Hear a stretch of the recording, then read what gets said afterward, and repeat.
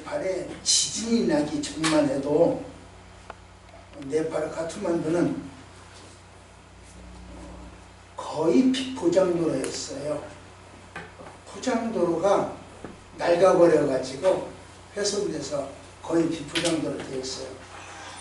그래서 차가 한번 지나가면 그 먼지가 아마 여러분 모르실 거야. 우리나라도 옛날엔 그랬어요. 그렇기 때문에 거리에 마스크가 없이는 못 다녀요.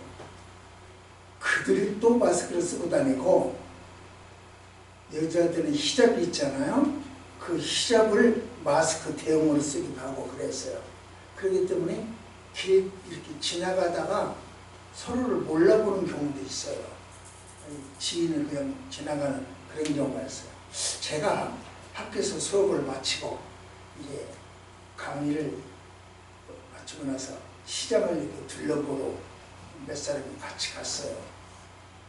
근데 저 앞에서 러시아 복장, 정규 복장은 까맣지 않은 게 그런 식으로 옷을 입고 어떤 두 분이 여자분이 오시는데 저한테는 뭐 별로 관심 있는 성이 아니죠.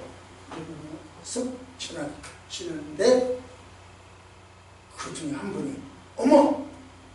한국에 안 목사님 아니세요? 하고 말을 걸어요.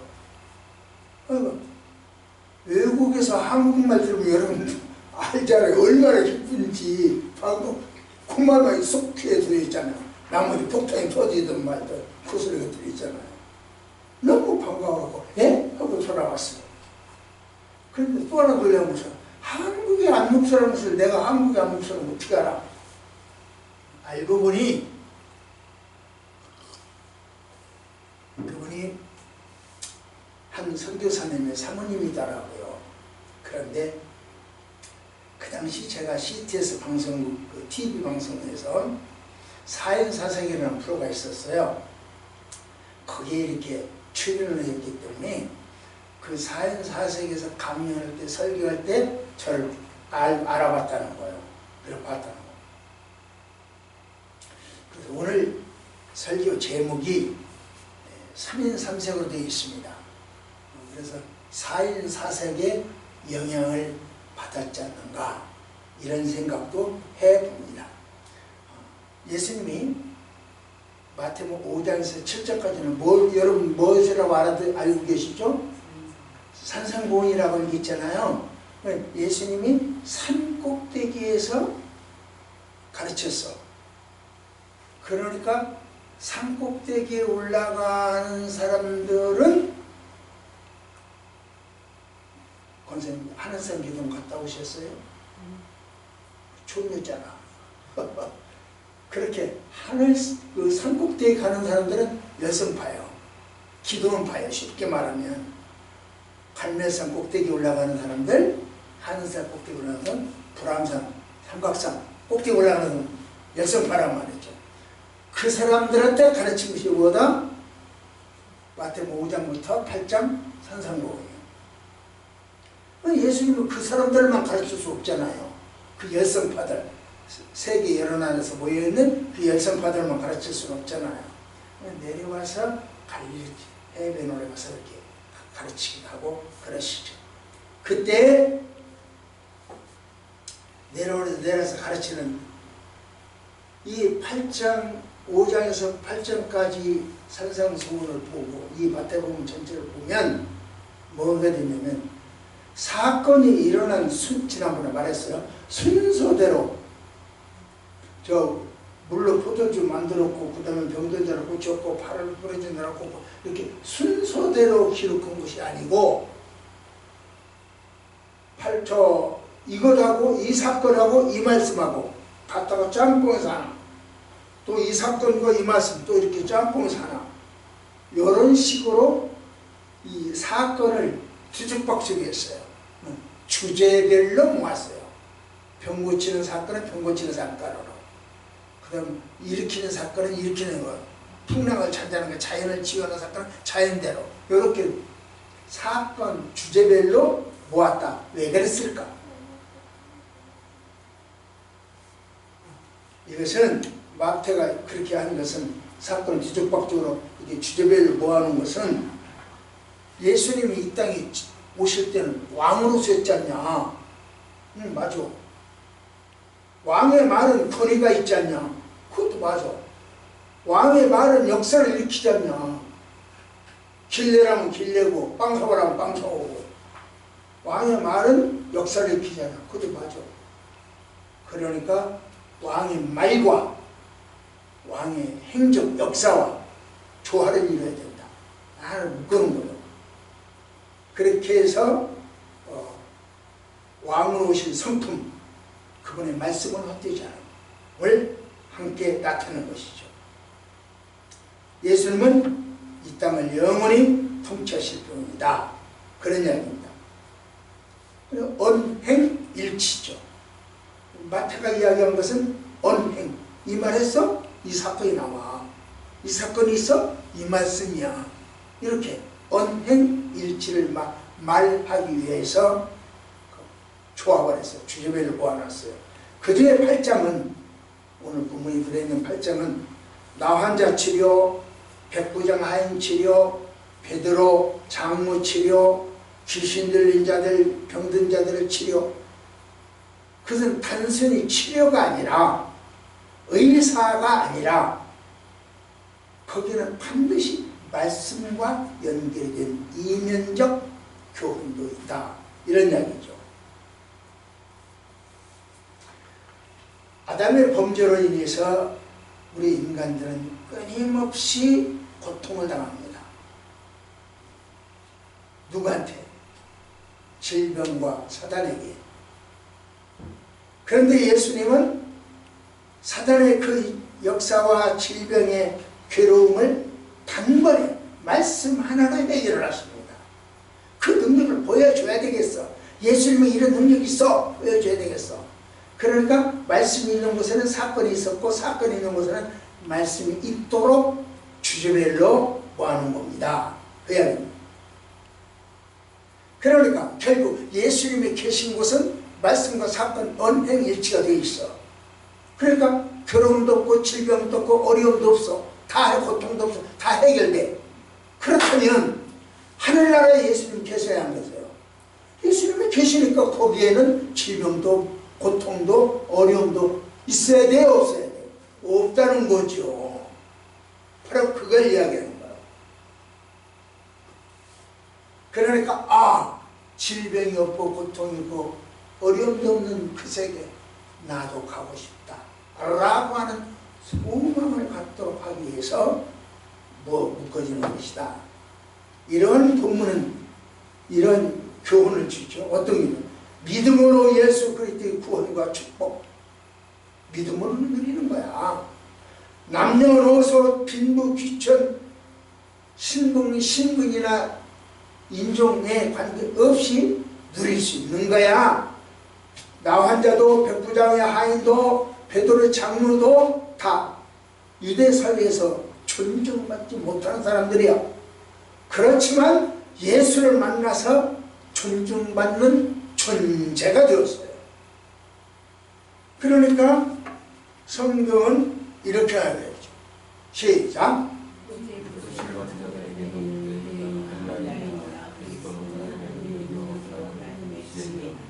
예, 오직 부르심을 받은 자들은 누구든지 하나님의 능력이고 하나님의 지혜다. 우리 여러분들은 하나님의 능력이요 하나님의 지혜입니다. 며느리한테서 이런 문자가 왔어요. 내 그 둥이가 쌍둥이잖아요. 근데 이 아이들을 이렇게 학교를 좀 명년에 보내고 싶은데 아버님의 그 경륜, 연세에 의한 경륜도 있을 것이고 사회적 경륜도 있을 것이고 여러 가지 경험이 있을 테니까 조언 좀 해주세요. 나한테만 구하는 것이 아니라 집안 식구 전체에게 그런 이야기를 구하더라고요. 예, 여러분 그 이야기를 듣고 그냥 지나치진 않았을 거 아니요. 하나님께 엎드렸을 거 아니요. 그 지혜, 우리 우리는 하나님의 지혜예요. 그 지혜를 전해줘요. 툭툭 자기 감정으로 생각나는 대로 툭툭 한마디에 던지면 그건 아니야. 무릎 꿇고 엎드려 빌건 결과가 나와야 돼. 그 결과가 다 똑같지 않을 수도 있어. 같을 수도 있지만 않을 수도 있어요. 그럼에도 불구하고 기도해. 그래서 여기 말하기를 너희는 하나님의 능력이고 너희들 말은 하나님의 능력이 있어. 그 이야기를 하나님의 지혜다. 지혜를 끄는 거야. 그러니까 말 한마디 상대방이 말 한마디를 해줘도 제대로 해. 이런 교훈이 오늘 본문에 있다는 거죠. 두 번째 교훈도 또 하나 있어요. 이지적으로 이 머릿속으로 이지적으로만 신앙생활하는 것도 문제예요. 그러나 감성적으로만 신앙생활해도 문제다. 그 이야기를 오늘 본문에서 하고 있는 거야. 왜? 예수님은요, 이적이 있는 곳에는 반드시 말씀이 있었어요. 말씀이 있는 곳에는 이적도 있어요. 두 가지가 병행이지 따로따로 분리가 안 돼요. 우리 예수님은 그래요. 그러니까 그걸 보여줘라. 말씀과 능력 동시에 보여줘. 여기도 그렇게 얘기했잖아요. 능력도 보이고 여기도 아이고 잘못 썼습니다. 능력도 보이고 지혜도 보여라. 말씀도 보여라. 이렇게 된 거예요. 우리 삶은 이래야 돼요. 우리 삶은 능력도 보일 뿐만 아니라 말씀도 보여야 된다. 오늘 본문에서는 그걸 가르쳐 배울 수 있다. 이런 말입니다. 자, 이제 말씀 봅시다. 시작.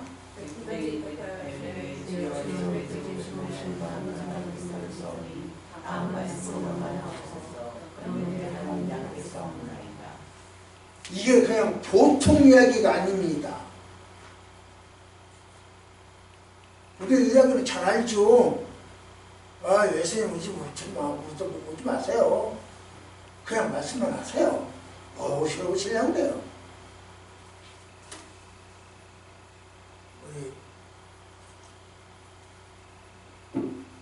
나도 딸이 있고 권사님도 남의 어떤 어르신의 딸이겠지. 시어머니가 네 집 간다 그럴 때는 반가워요? 덜 반가워요? 왜 웃기는? 이게 그 상황이란 말이야. 그 상황 필요하기는 해. 근데 오는 것은 좀 그래. 그냥 말씀하시죠. 뭐하러 와요? 날씨도 덥고 비도 오고 눈도 오고. 이게 그 얘기요. 과연 이 이야기가 어떤 결과를 나왔는가 한번 봅시다. 이제 지금부터 서론이 끝났으니까 이제 본론 들어갑니다. 자, 시작. 3인 3색이니까 세 가지가 나와야 할 거 아니오. 세 사람이 등등 될 거 아니오. 3인 3색. 베드로는 정말 예수님을 사모했어요. 그리고 간구했어요. 평소의 삶이.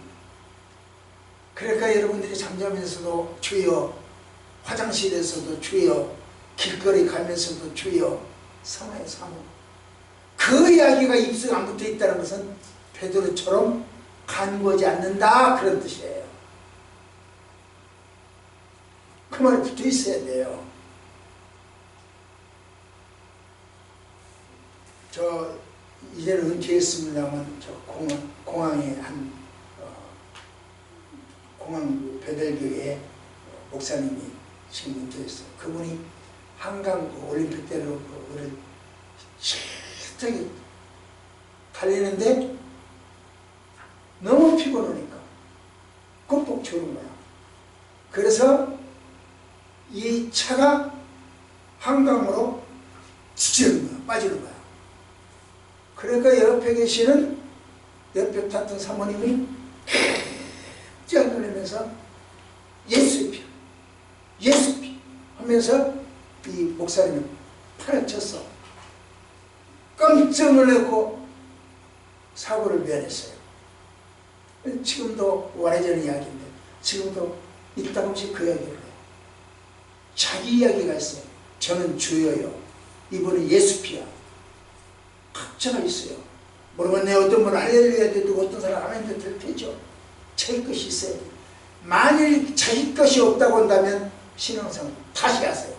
오늘부터 나는 개떡이다. 모든 걸 다 쳐놓고 지금부터 다시 하세요. 자기 것을 만들어요.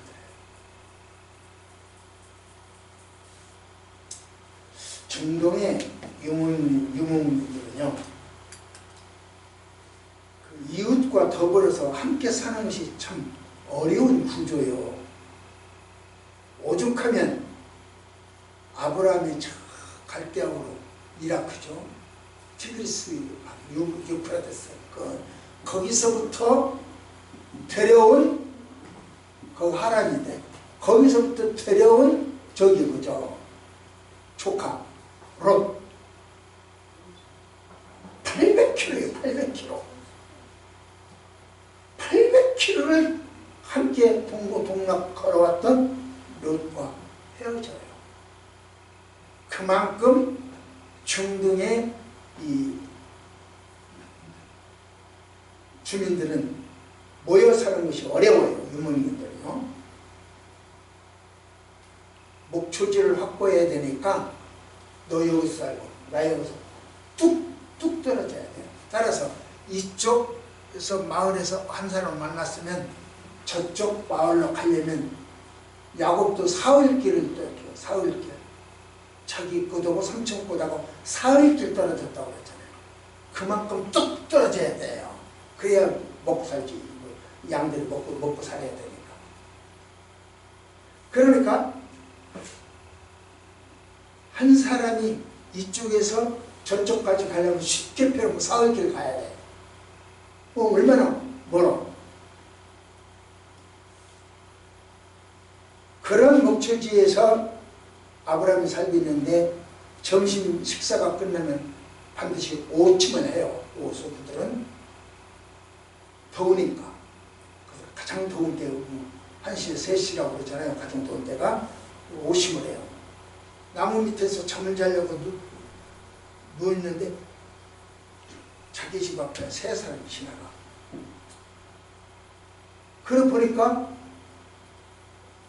적어도 사흘길 저쪽에서 여기까지 오는 동안에 쉽게 말하면 사흘길 걸렸단 말이야. 근데 여기를 지나가면 또 사흘길을 가야 마을 하나가 집 하나가 있다는 거죠. 그러니까 아브라함은 그걸 잘 알아. 너무 잘 알아. 그러니까 저 사람이 여기까지 걸어오는 동안에 피곤했다, 물이 없다, 가랬다, 배가 고플 것이다. 잘 알아. 그런데 우리 집을 그냥 지나가면 또 사흘길을 또 금식 보고 가야 된다. 물도 먹고 가야 된다. 식모도 가야 된다. 그걸 잘 알아. 그러니까 아브라함은 여보세요. 그냥 지나가면 당신 안 돼요. 반갑게 맞아드립니다. 아주 극진히 대접을 합니다. 그러면서 저쪽 소식도 저쪽 마을에서 들었던 이야기도 좀 해주세요. 그건 어쩌고 어떨까. 소식통이에요. 소식통. 또 여기 있는 소식을 또 갖고 가는 거야. 3일 동안 또 가야 돼요. 그 다음에 손 대접하기를 힘쓰라고 하는 것이 기본 사상이야. 하나님을 가르치면 손도 대접. 그래서 일거삼득이야. 그래서 대접을 했어요. 그리고 어떤 일이 있었느냐? 하나가 임신한 거죠. 어떤 일이 있었냐? 소돔과 고모라 멸망을 알게 되죠. 하나님의 사람과 가까이 한 맞아들인 결과예요. 하나님 사람과 가까이에서는 손해가 없어. 교회에서 예배하고 목사와 예배하고 같이 대화는 손해가 없어요. 그래서 좋아요. 그러나 아브라함처럼 적극적으로 대접한 사람이 있지만 어쩌다 보니 대접하게 되어버린 사람도 있어요. 대접할 마음이 없었어. 처음부터. 그런데 어쩌다 보니 그렇게 된 결과가 나온 사람, 그런 사람들이 억지 춘향이라고 할까요? 사르밧 과부를 보세요. 그걸 저 나뭇가지 주소로 다녔잖아. 그때 엘리야가 뭐라고 그래? 밀가루 있냐? 이만큼 있어요. 빵 만들어 나한테 해가지고. 우리 집 마지막 식사요. 가져와. 나머지는 하나님의 줘. 가져왔잖아요. 그래서 마음이 이 사르밧 과부는 별로였어. 그럼에도 불구하고 시키고 환경이 좋아서. 하나님 말씀은요, 내가 좋아서 할 때도 있지만 싫어도 억지로 해야 할 때가 있다니까요. 억지로 오라.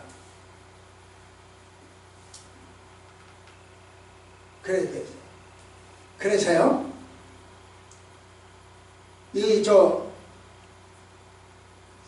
그래 좋은 결과를 얻었다는 걸 알 수 있죠. 수냄 여인도 그래요.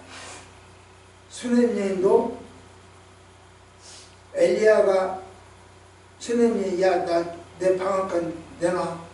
그렇게 말한 적도 없고요. 나 좀 도와줘. 그렇게 한 적도 없어요. 그런데 수냄 여인은 엘리야가 자기 집 앞을 지나간다는 걸 다 항상 가끔씩 지나다니는 걸 알아. 지나다닐 때마다 우리 집에 와서 주무세요. 방앗간 만들어가요. 글이 들어가요. 그래서 문제를 해결받습니다.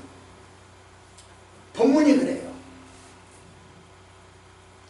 산 위에서 아까 말했죠. 산에서 여러 지역에서 모여든 열성파, 기도원파를 가르치기도 했지만 갈릴리 해변에서 안 그런 사람도 가르쳐야 됐어요.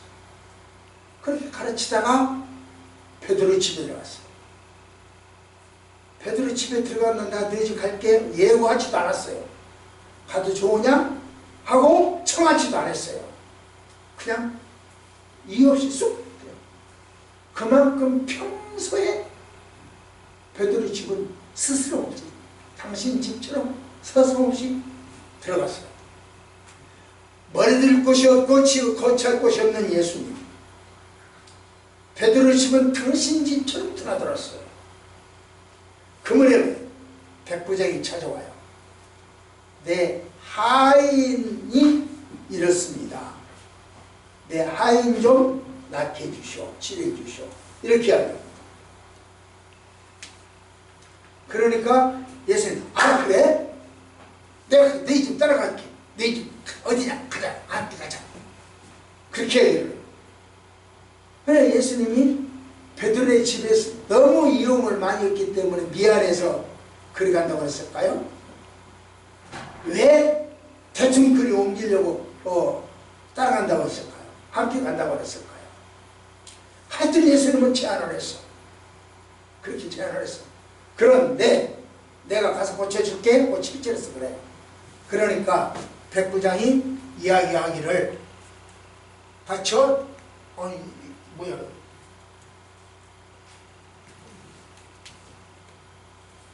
어떻게 된 거지? 예, 여기 제일 밑에 시작.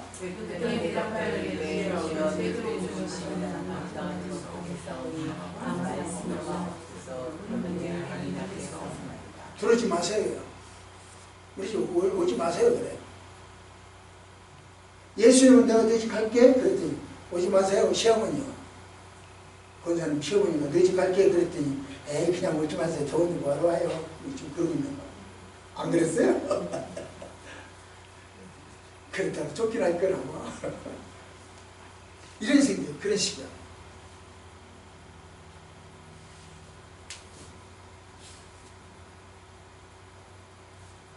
그런데도 이렇게 거절당했는데도 예수님은 새끼 내가 네 집 간다는데 거절해?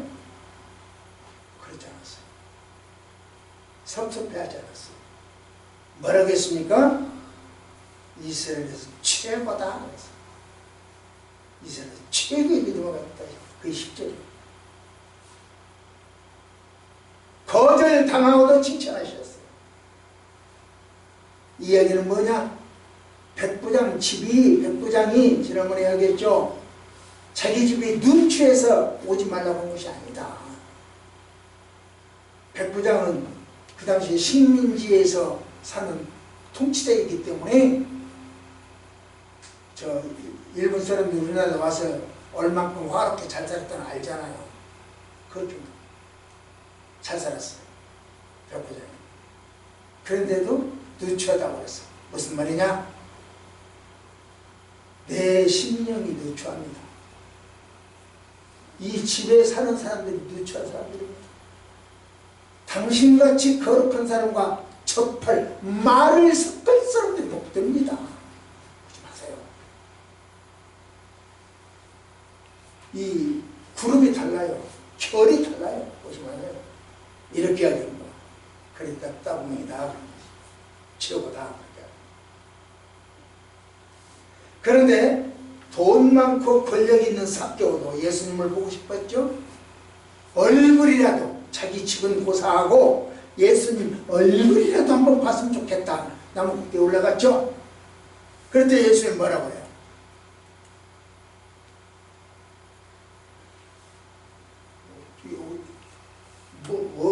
조금 이상하게 되네요. 예수님 뭐라고? 마태복음 누가복음 19장 5절 보니까 삭개오야 내려와.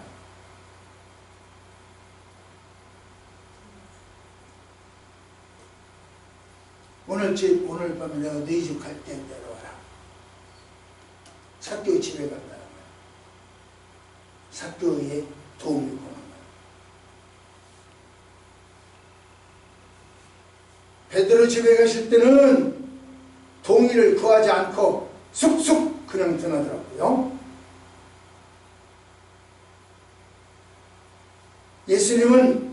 베드로는 예수님에게 당신 집처럼 마음껏 언제든지 동의 구할 것도 없고 예고할 것도 없이 쑥 들어갔다 쑥 나왔다.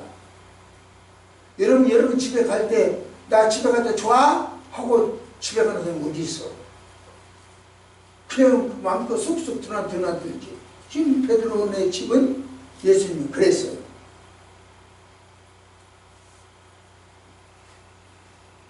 그렇게 예수님과 허물없이 지내고 예수님께 모든 걸 내어드렸던 베드로. 어떤 결과가 왔냐? 그렇게 해서 어떤 결과가 왔냐? 죽음에서 연병의 죽음에 장물을 구했어요. 연병이라고 한다면 오늘날 우리식으로 말하면 거의 열병으로 나와 있는데 우리식으로는 연병이 장결부사 그 병에서 살려냈어요. 베드로가 평소 예수님을 간절히 사모하는 결과 사랑하는 장모를 살릴 수 있었어요. 자, 그 다음 봅시다. 자, 시작. 이제 3년 4세기에서 베드로 끝났고 은혜 베푸신 예수님을 봅시다. 예수님은 그러한 사람에게 은혜를 베풀어.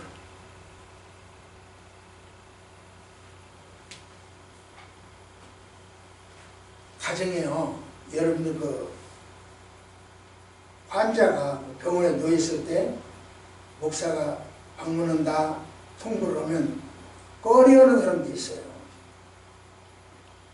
흩어진 자기 모습을 보이고 싶지 않은 거죠. 집에로 간다면 더욱 그래요. 더욱 꺼려해요. 흩어진 가정 모습 보이고 싶지 않은 거죠. 그런데 베드로의 장모 누워있을 때 이렇게 누워있는 걸 보시고 자기의 흐트러진 모습 그대로를 보여요. 감추지 않아요.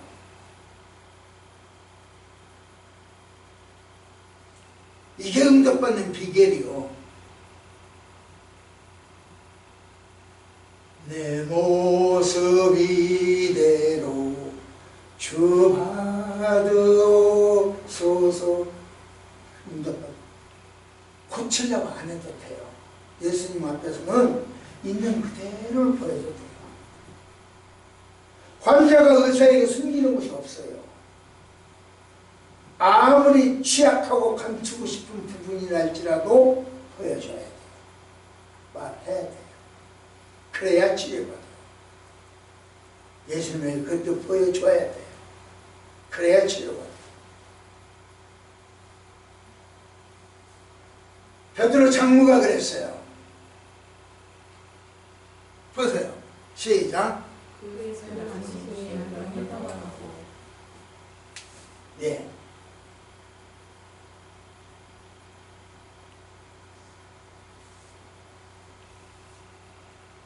예수님은 그 환자 베드로의 장로의 손을 어루만지십니다.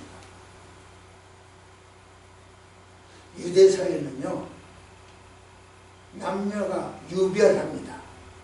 그렇기 때문에 신체적 접촉은 굉장히 절제를 했어요. 제한적이죠.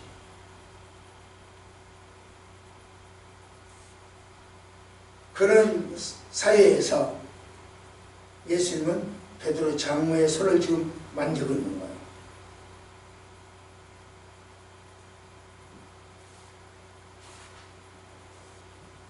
그런 교훈 기례적으로 만들었어요. 남성과 여성은 일정한 거리가 있었어요. 물리적 거리요. 공간이 필요했어요. 회당이나 공적 모임에서 좌석도 따로따로, 우리나라도 이쪽 남쪽 이쪽 여자 이렇게 기역적으로 돼 있었죠. 지금도 금산에 가면 저 금산 전라북도 여기는 나는 지금 김제로 생각하고 지금 설명을 했는데 전라북도 김제에 가면 이렇게 지금도 그 집이 있어요. 교육이 다 있어요. 기역제로 돼 있어요. 남자 여성 기역제로.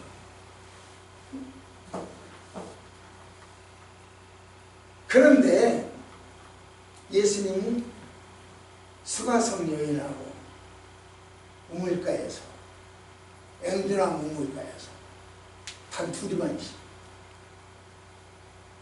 사회적 개념으로는 있을 수 없는 일이에요. 그리고 소곤소곤 이야기를 해요. 예수님 제자들 무슨 선생님 이게 뭐야? 뭔 일이야? 제자들도 이상하게 생각할 만큼 그런 사이였어요. 한 여인이요 예수님의 머리에 향기를 붓고 자기 머리털로 달 거예요. 그 향기를 자기 머리털로 달 거예요. 매우 부정한 활동이죠. 다른 사람들이 보면 말도 안 되는 일을 좀 하고 있는 거죠. 오늘 본문에서 예수님의 베드로 장로의 손을 어루만진다고 하는 것은 말도 안 되는 장면이에요.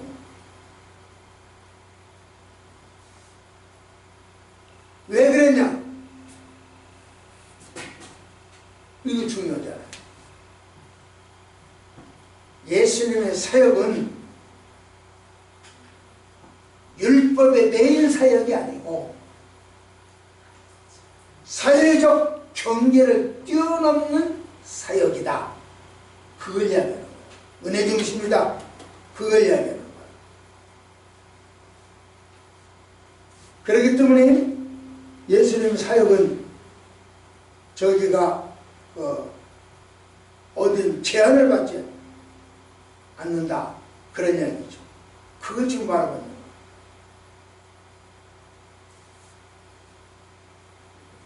그래서 복음은 사회적 경계와 율법을 뛰어넘는다 라고 하는 것을 보여줬죠. 그러니까 그렇게 그 현장을 체험한 이 여인 어떻게 했나요? 3일 3색이니까 베드로 끝났고 이제 예수님 끝났으니까 여인한테로 건너가죠. 이 여인은 감사했어요. 결초보은했단 말이죠. 여러분 결초보은이라고 하는 말을 잘 아시죠? 제가 몇 번 이야기를 했어요. 이쪽 그 풀이요, 아주 단단한 풀, 그 밧줄처럼 단단한 풀이 있어요. 그런 풀들이 많아요. 이 풀과 풀을 묶어놔요. 그러면은 우리 머리카락 이쪽과 이쪽 묶듯이 묶어놔요. 그게 결초라고 하는 뜻이에요. 그것이 은혜를 갚은 풀이요, 결초보은이라고 해요. 중국 춘추시대에 과 이럴 때 그 위과라고 하는 사람이 있었어요. 그런데 이 위과는 아버지에게 예쁜 참한 서무가 있었어요. 이 아버지가 돌아가시면서 서무를 순장 같이 묻어달라 그래요. 죽으면서까지 이 서무를 품고 가겠다는 거예요. 아끼니까. 그렇게 해서 이제 순사시켜야 돼요. 그런데 이 위과, 그 아들이 그 유언을 들었는데, 아버지 유언을 해야 효자죠. 그런데 살아있는 서무, 순사 죽여 멀쩡히 관에다 넣어서 아버지 옆에 같이 놓고 묻어라? 이건 인권의 문제다. 그 당시 이관은 인권을 생각한 거야. 안 해. 그러고는 그 서무를 딴 집으로 시집가시고 다른 집으로 시집을 보내버려요.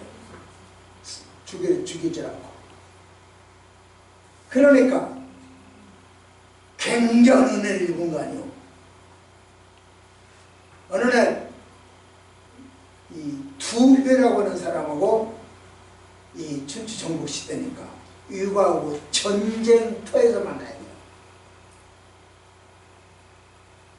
이제 우리나라 황산벌 개백장군은 황산벌처럼 그렇게 전쟁터에서 만나요. 근데 내일 전쟁을 해야 되는데 그날 밤에 이쪽 풀과 이쪽 풀을 이렇게 탁 묶어놔. 그리고 이렇게 걸림새를 만들어놔. 이런 식으로 걸림새를 쫙 펴놓으란 말이야.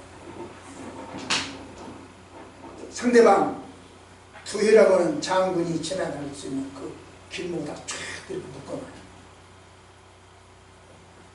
그러니까 전쟁하는 동안에 이 두희 말이 지나가다가 이렇게 생긴 데가 딱 걸려버려. 말이 넘어져.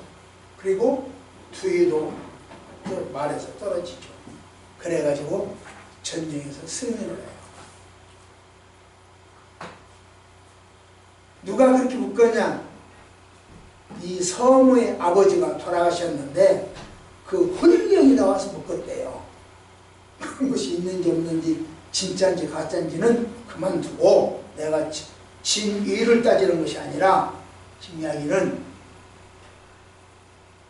아버지 유언보다 인권을 따진 유가가 잘 선택한 것이고, 또 하나 유언보다 인권을 앞세웠다 하는 것이죠. 또 하나는 은혜를 반드시 갚아. 죽어서도 갚아. 은혜는 알아야 된다. 그 이야기를 결초보은에서 배우는 거죠. 은혜는 반드시 갚아야 된다. 예루살렘에서 예수님께서 예루살렘을 가요. 그런데 저쪽에서 예수님 불러와요. 10명의 나 환자가 찾아옵니다. 고쳐주시오. 알아서 가. 가는 도중에 병이 나요. 내 병 나왔네? 다시 예수님한테 뛰어가서 선생님 감사합니다. 병 나았어요. 10명이 치료받았지만 한 명이 나와요. 은혜에 입었다고 다 감사하는 것이 아니라는 뜻입니다. 은혜에 입었다고 모두 보은 감사에 답하는 것이 아니라는 뜻이에요.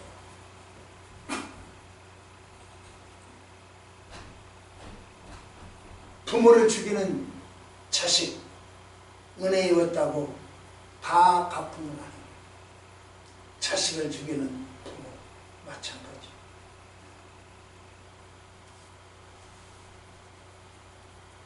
바로 결처구원은 죽어서까지라도 갚아야 된다. 이 여인, 열병에 낳은 여인, 장질배사에 낳은 여인, 연병에 낳은 여인, 어떻게 했습니까?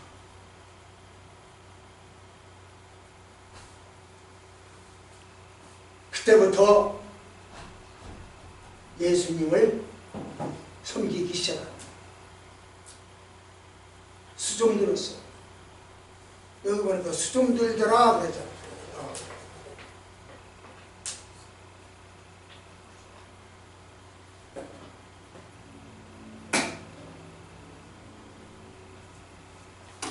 수종 들더라. 그게 15절입니다.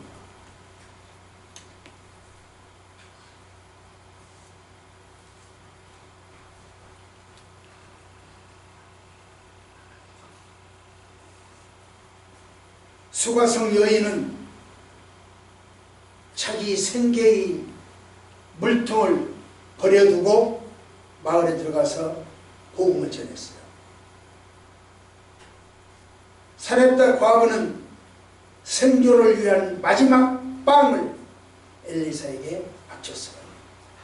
가난한 여인은 생활 전부를 헌금, 둘의 엽전 둘의 편을 헌금을 했어요. 뭔가는 어떤 형태로든 반드시 보은했어요. 이러한 설교를 하고 있는 나 안명복은 무엇을 어떻게 감사하면서 사는지, 그리고 이 설교를 하나님의 음성으로 들으시는 여러분은 무엇을 어떻게 감사하면서 살아야 할 것인지, 오늘 그것만 알고 가도, 그것만 결단해도 충분하리라고 생각합니다. 말씀을 맺겠습니다. 문제 많은 이 땅에서 예수님께서 자기를 드러내면 예수님은 손 내밀어 만들어 주셨어요. 문제를 해결해 주셨어요. 문제 많은 내 문제를 예수님께 내놓기만 하면 예수님은 다 해결해 주셨어요. 사회적 규례를 깨고 손을 만져서라도 해주셨어요. 예수님의 의를, 의로운 예수님의 의를 이 여인에게 전달하는 거예요. 손을 만져서 통로가 되어버려. 나병 먼저도 손대면 안 돼요. 병이 전염되니까. 그런데 예수님의 능력과 의가 전달되어져서 환자가 납니다. 그러게 우리는 예수님한테 자신을 내놓아야 돼요. 감추지 말고 있는 대로 내놓아야 돼요. 예수님은 파격적으로 은혜를 베푸셨어요. 그러자 문제 해결받은 여인은 감사로 보답했어요. 주님을 만나자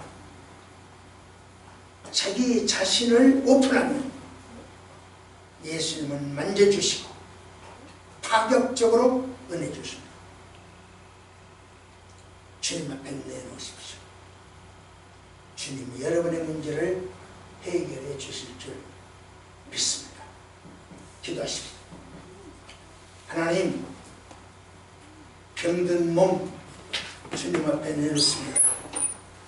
해결해 주세요. 병든 자식 주님 앞에 올려놓습니다. 병든 이웃 주님 앞에 올려놓습니다. 문제거리 주님 앞에 올려놓습니다. 직장 문제, 사회 문제, 가정 문제, 부부 문제, 이웃 문제 주님 앞에 올려놓습니다. 문제 해결자가 되신 예수여, 파격적 은혜를 허락하여 주옵소서.